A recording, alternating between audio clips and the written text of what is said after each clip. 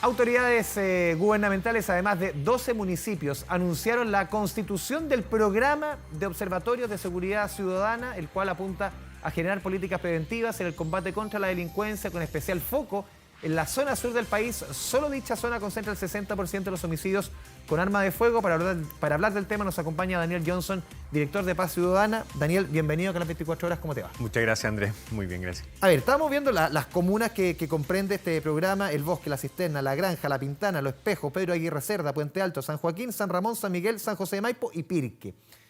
¿Qué hay distinto respecto a lo que se estaba haciendo? ¿Por qué es importante tener este programa para explicarle a quienes nos están viendo a través de la pantalla? A ver, por varias razones. Primero, es un programa que tiene varios módulos, que comprende distintas acciones en paralelo. En segundo lugar, es un programa que busca trabajar bajo la evidencia. Nosotros solemos pensar todos, y la ciudadanía, esto también es muy sentido, que sabemos lo que hay que hacer contra la delincuencia, pero que no se hace. Decimos, pero por supuesto que penas más altas, por supuesto que capturar con más energía. Pero la verdad es que los países que han emprendido esos caminos no han tenido mayor éxito. Entonces tenemos que implementar políticas que hayan tenido éxito en cada uno de los territorios donde se están manifestando las conductas delictuales. Y lo que hace este programa es que dota a cada uno de los municipios de estas 12 comunas de las capacidades de coordinarse entre ellos, porque el problema delictual no sabe de fronteras entre comunas tampoco, transita entre ellas, y además le da la capacidad de identificar cuál es el problema que tiene en su comuna y cuáles son las soluciones que han tenido impacto realmente en otros lugares para poder implementarlas correctamente y así evaluar después si es que tuvo o no tuvo resultados para poder corregirlo y seguir implementando. Entonces, no hay que pensar en esto como una solución inmediata, como una solución en que uno va rápidamente a tener, por ejemplo, como más policías en la calle. No, no tiene ese impacto, pero se trata de generar las capacidades en los municipios y también en la Fiscalía para la investigación, de manera que en un mediano plazo puedan tener la capacidad de implementar políticas que realmente prevengan el inicio de conductas delictuales, que es el principal problema que estamos teniendo en Chile. A ver, Daniel, revisaba aquí declaraciones, por ejemplo, del fiscal metropolitano sur, Héctor Barros, quien decía: los últimos 3 años el 70% de los homicidios consumados o frustrados con arma de fuego tiene que ver con ajustes de cuenta, y él hace la relación triada: armas, drogas, homicidio. Esa es un poco la lectura. ¿Cómo cambia el programa, la lectura respecto a lo que se hacía antes? Efectivamente. O sea, tenemos por un lado lo que contaba, que es el programa preventivo con los municipios. Tenemos aparte también, que conversan las dos cosas, pero estamos montando también un observatorio en la Fiscalía Regional Metropolitana Sur, que dirige Héctor Barros. Y ahí lo que está pasando hoy día es que se suelen los homicidios, en realidad en todas las fiscalías, por cómo están montados los procedimientos, es que se investigan los homicidios uno a uno. ¿Ya? Porque también son relativamente, o eran en realidad, relativamente pocos en Chile. Hay que pensar que los homicidios han aumentado en los últimos 6 años un 70%, y los homicidios sin imputado conocido se duplicaron. O sea, antes los homicidios eran mucho más, o tenían mucha más relación con crímenes de iras momentáneas, y ahora se están transformando en homicidios que tienen que ver con bandas delictuales que están operando en el territorio y que son homicidios premeditados, y por eso que no se sabe quién los cometió. Como tenemos esta situación distinta, tenemos que empezar a mirar el homicidio ya no como un caso aislado, sino como un fenómeno delictual. Y eso es lo que estamos haciendo con el fiscal Barros, y eso es lo que vamos a montar también en la Fiscalía Regional. Es la capacidad de no analizar caso a caso los homicidios, sino que agrupar las dinámicas delictuales que se están dando en el territorio para poder predecir y prevenir los homicidios que están ocurriendo. De hecho, el objetivo que tenemos puesto, en el fondo, lo que vamos a medir es el porcentaje de homicidios sin imputado conocido que tenemos en la macrozona, en la región metropolitana sur, incluso una y lo vamos a reducir. Sí, con Radio ADN hoy día temprano tú decías, que es la frase que obviamente llama la atención: hoy sabemos cada vez menos quién comete homicidios en Chile. Así es. Porque antes tenía mucha relación con, por ejemplo, 2 personas en un bar, aumentada de tono una discusión, una ira momentánea y un arma blanca, un homicidio. O lo que era muy terrible, los casos de crímenes por violencia intrafamiliar, por ejemplo, de género, por violencia de género. Y ese tipo de delitos en general no son premeditados, sino que son producto de una ira del instante. Y por lo tanto la persona que lo comete no estaba preparado para ocultarse. Y se sabía, más del 70% de los homicidios en Chile tenían un imputado conocido. O sea, había una sospecha cierta de una persona que lo podría haber cometido.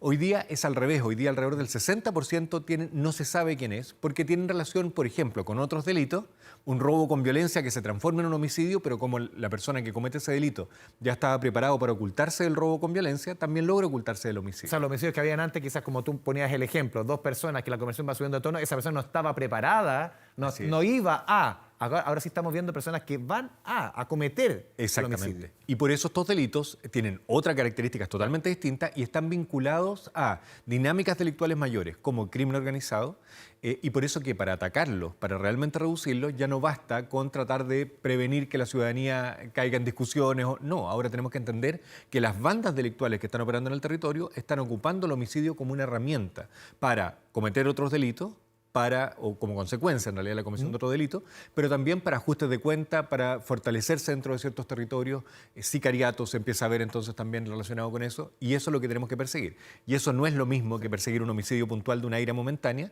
sino que tenemos que entender dinámicas delictuales, y para eso tenemos que agrupar causas, y eso es lo que estamos haciendo con el Ministerio Público. Estamos trayendo una herramienta... Ahí te la llaman, el modelo Sí. Risk Terrain Model. Es Así el es. modelo de riesgo en los territorios, base de predicción para la correlación de factores de entorno. Va a explicar eso un poco en castellano más aterrizado. Es una herramienta que se inventó en la Universidad de Rutgers en Estados Unidos, que ahora hay un instituto que se montó en torno a esta herramienta, que ya tiene más de 12 años de experiencia en el mundo. Se ha montado en Colombia, en Italia, por ejemplo, para las mafias italianas. Y lo que hace es que... ¿Y qué efecto ha tenido esos países, perdón, Daniel? Ha logrado predecir, o sea, lograr entender las dinámicas delictuales. En algunos países ha tenido mucho... A ver, el éxito en predecir, o sea, en entender las dinámicas delictuales es potentísimo. O sea, eso tiene el país que menos porcentaje de predicción exitosa ha tenido, es un 30%, que en este tipo de materias eso es enorme, y en otros países ha llegado incluso al 70%. O sea, es muy potente para lograr entender cuáles son las dinámicas que están operando. Ahora, cómo prevenirlas y cómo evitarlas depende de qué uso haga de esta información la Fiscalía, los policías. Entonces, vamos a montar esto al interior de la Fiscalía para que los fiscales tengan claro, y aquí el fiscal Barros con todo su equipo, tengan claro cuáles son los fenómenos delictuales que están ocurriendo y que están condicionando la ocurrencia de homicidios.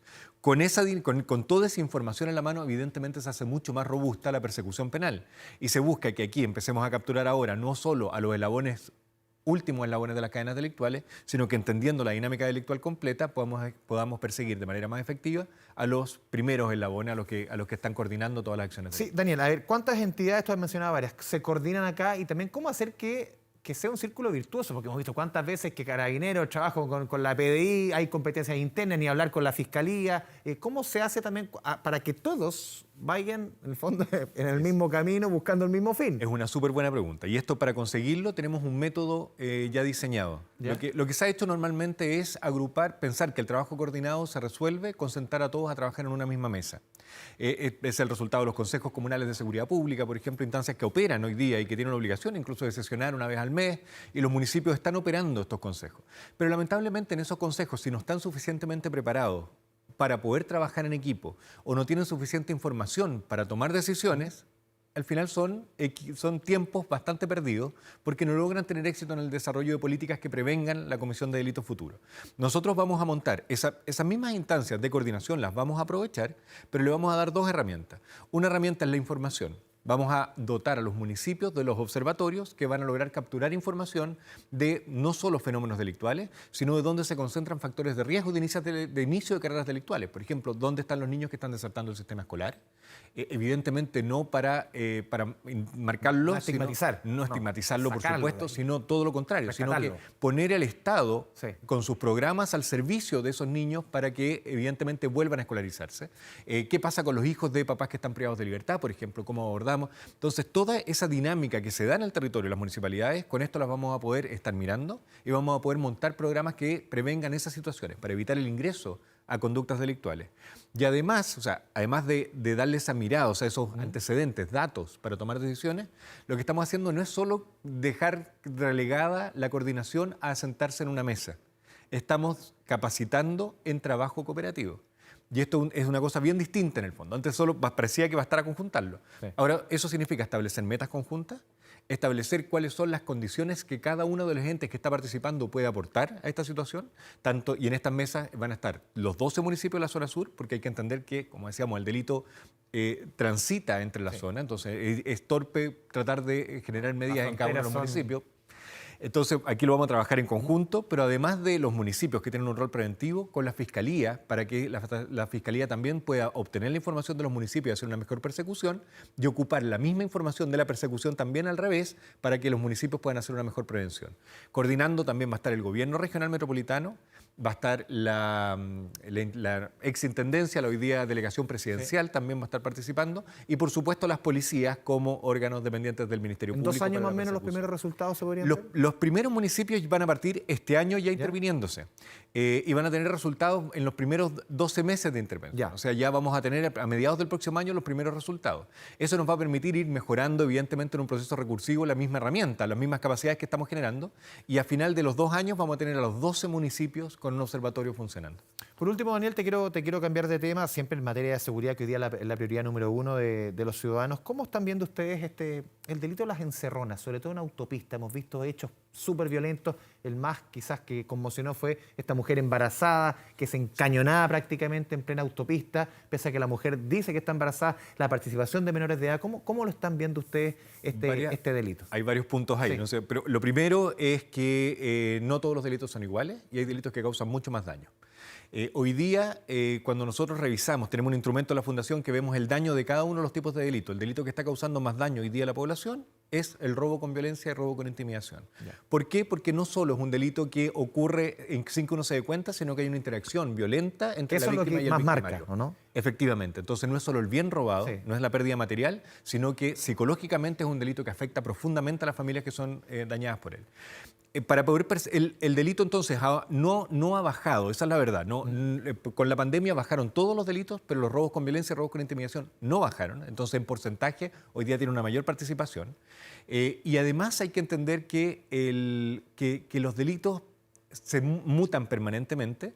Y el robo, el portonazo, las encerronas, son un delito que mutó del robo de vehículos en la vía pública. Hay que pensar que normalmente los delincuentes no buscan una interacción violenta con la víctima, sino que tratan de hacerse el bien de la manera más seguridad llevó a que tuvieran que abordar los autos en movimiento. La tecnología, que es para proteger a los usuarios y que no le roben su auto, obligó o hizo que el delito mutara y que hoy día hay una interacción violenta. Entonces también en esto nosotros en la Fundación en Fundación Paz Ciudadana somos súper cuidadosos en cuando uno se propone o no medidas que puedan parecer súper efectivas para evitar ser víctima de delitos, porque pueden hacer mutar el delito, como en este caso los portonazos y la encerrona, a un delito más violento porque ya no pueden robar el auto sin tener la llave en la mano. Sí, y en este caso, Daniel, ¿qué te parece? Ya hay abogados que van a presentar una demanda colectiva contra autopistas y el Estado por su responsabilidad en este tipo de delitos tan violentos, sobre todo la responsabilidad de las autopistas. Claro, porque uno siente como usuario que se paga por transitar, que supone que tiene que haber un servicio, que tiene que haber seguridad, y se ven estos casos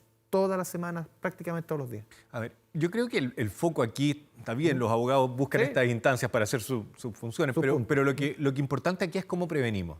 Y hay varias formas de prevenir este tipo de delitos. Primero, el diseño. O sea, lo primero en realidad, para poner los temas en orden, es la prevención temprana de las bandas delictuales que están operando en el territorio y que generan estos delitos, porque los autos se roban hoy día no para hacer otros delitos, los tours delictuales que hacían anteriormente. Hoy día los vehículos no aparecen. No son autos de lujo, uno ve autos comunes y silvestres. Son marcas, principalmente algunas marcas. Pero no de lujo. No de lujo, efectivamente. Son son marcas que se pueden vender fácilmente en otros mercados o se pueden desarmar para venderlas en el mismo mercado por pieza en el mercado nacional, o se pueden clonar para poder venderlo también como completo en el mercado nacional. Pero los vehículos no están apareciendo.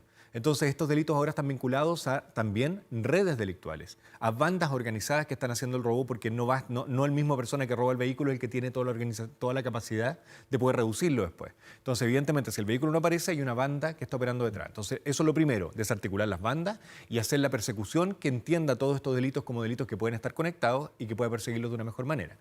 La misma, por otro lado, la arquitectura de las autopistas. Cuando se diseñaron las autopistas, que esto fue años 90.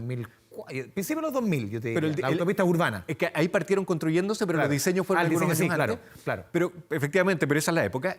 Cuando se diseñan las autopistas, nadie pensó en que las autopistas podrían podrían causar delitos. Y por lo tanto, las salidas son angostas, no caben dos autos, entonces son lugares que son factibles y propicios para que se cometan este tipo de delitos. Nosotros también como Fundación promovemos que en el diseño urbano, en la construcción de ciudad, en la construcción de nuevos barrios, de cuando entregamos las viviendas, cómo habilitamos a las familias, en toda la infraestructura que nosotros entregamos a la ciudadanía, tenemos que establecer criterios de seguridad. Y eso hay ciencia que estudia esto, que ya tiene ciertas pautas mínimas que se tienen que considerar al minuto de construir para que las ciudades sigan siendo preventivas de delito y no generadoras de delito, como es el caso de estas orejas de entrada, los tréboles de entrada y salida de la autopista. Manuel Johnson, director de Paz Ciudadana, te agradecemos este espacio con Canal 24 Horas. Muchas gracias.